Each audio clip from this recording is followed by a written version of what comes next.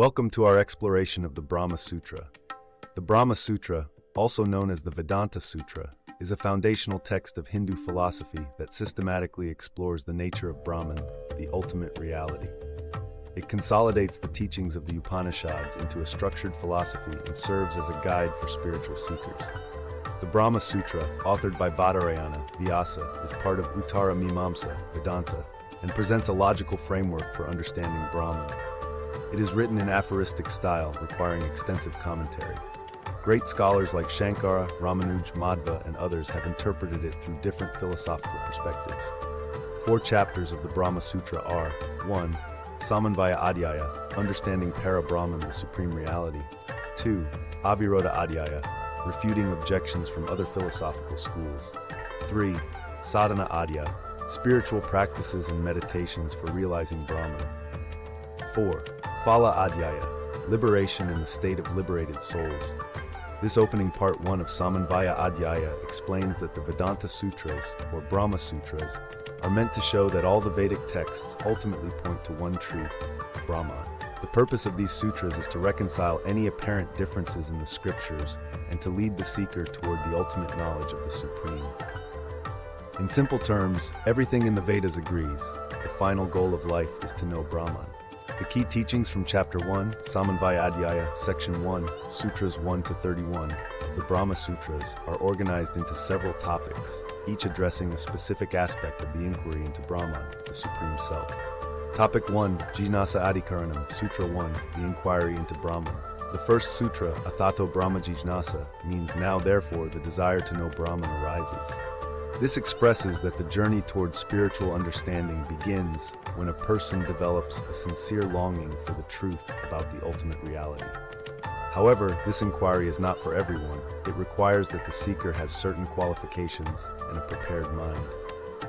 Before beginning the inquiry, one must cultivate inner qualities such as discrimination between the eternal and the transient, self-control, and a genuine desire for liberation. Only those with these qualities are ready to pursue the knowledge of Brahman. Topic 2, Janmadhyadikaranam, Sutra 2, definition of Brahman. This sutra, Janmadhyadhyaya, states that Brahman is the source, sustenance, and dissolution of the world. In other words, everything in the universe comes from Brahman, lives by Brahman's support, and eventually returns to Brahman. Recognizing that the entire cycle of creation is governed by Brahman helps one see that the material world is not random. It underscores that only an all-powerful, all-knowing cause, Brahman, can be behind the workings of the universe. Topic 3, Sastrayonitva Adhikaranam, Sutra 3, knowing Brahman through the scriptures. This sutra, Shastra Yonitva, teaches that the scriptures, Shruti, are the only valid means to know Brahman. Brahman is so subtle and beyond the reach of our senses and ordinary reasoning that direct experience is not enough.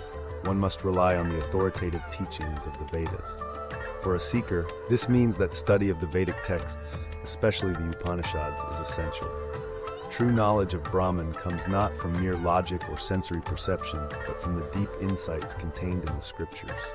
Topic 4, Samanvaya Adhikaranam, Sutra 4, the uniformity of Vedantic teachings. This sutra, Tattu Samanvayat, establishes that Brahman is the central and uniform theme of all Vedantic texts. All the scriptures, regardless of their differences, agree on the subject of Brahman as the supreme reality. When studying various scriptures, one should see that they all point to the same ultimate truth. This uniformity reinforces the idea that Brahman is the only reality and that any teachings that stray from this must be reinterpreted in light of the primary purpose of the Vedanta. Topic 5, Ikshatyadya Adhikaranam, Sutras 5 to 11, Brahman as the intelligent first cause. These sutras argue against the Sankhya view that the world arises from a non-intelligent material principle, pradhana. Instead, they show that what the scriptures speak of as the first cause is intelligent. The act of creation involves thinking or willing, which can only be attributed to an intelligent principle, Brahman.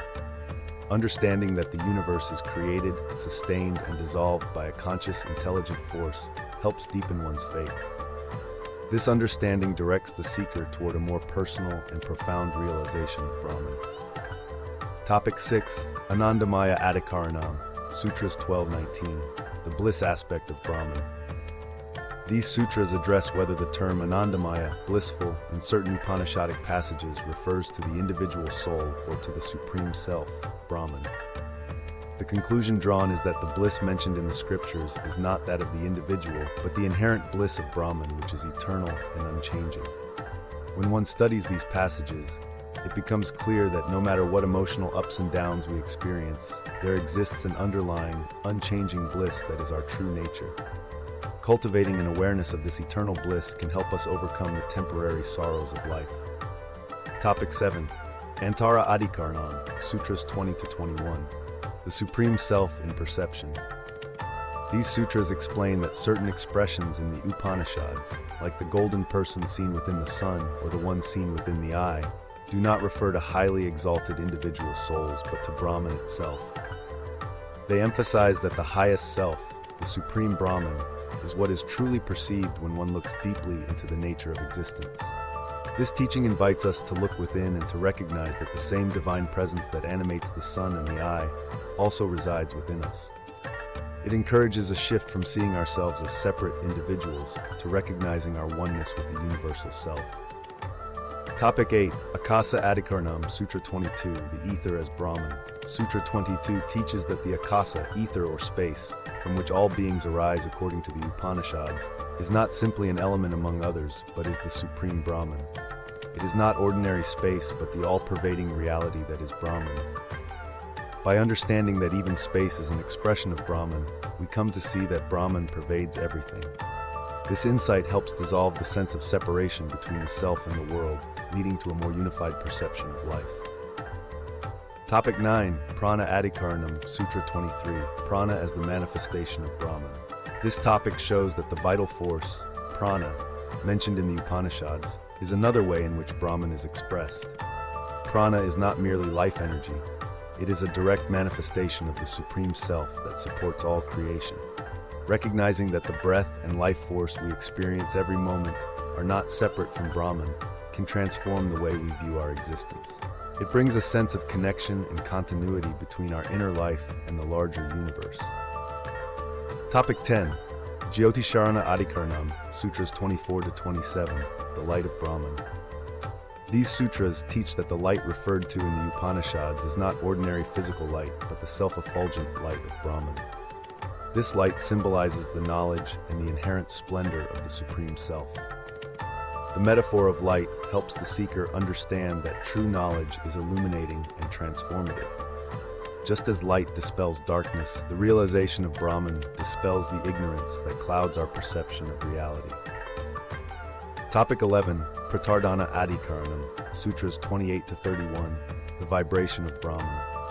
The final topic in this section explains that even the subtle vibrations or the dynamic aspects mentioned in the scriptures point to Brahman.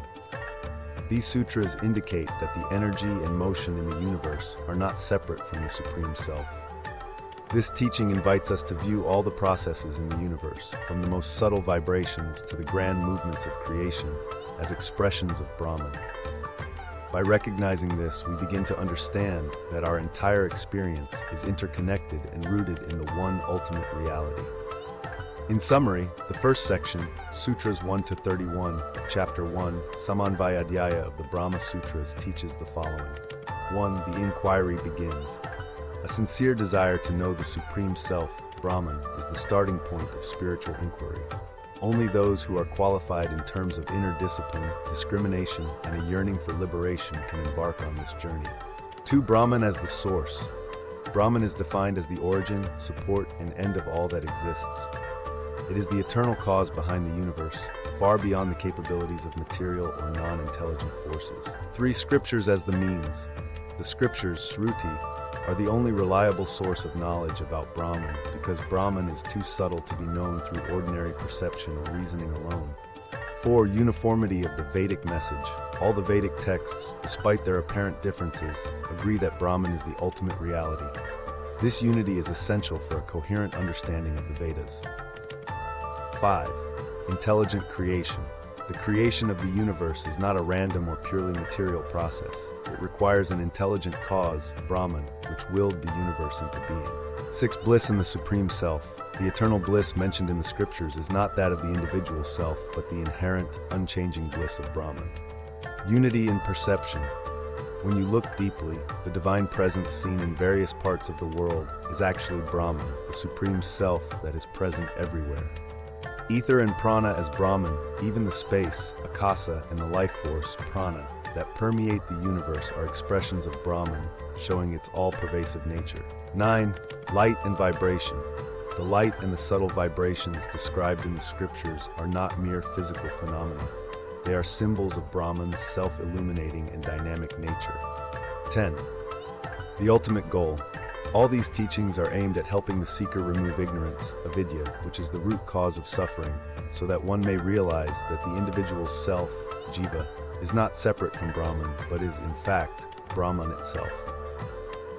By following these teachings, a sincere seeker can progress on the spiritual path, gradually eliminating the false identification with the body, mind, and senses, and ultimately attaining the knowledge of Brahman. This knowledge brings permanent liberation, moksha, and frees one from the cycle of birth and death. Please like this video, subscribe, or follow this channel, and share the timeless wisdom with the world. Om Tat Sat.